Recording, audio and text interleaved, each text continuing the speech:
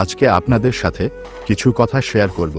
আপনার জীবনের উপকার আসবে, অনেক দূরে এগিয়ে যেতে পারবেন ইনশাআল্লাহ।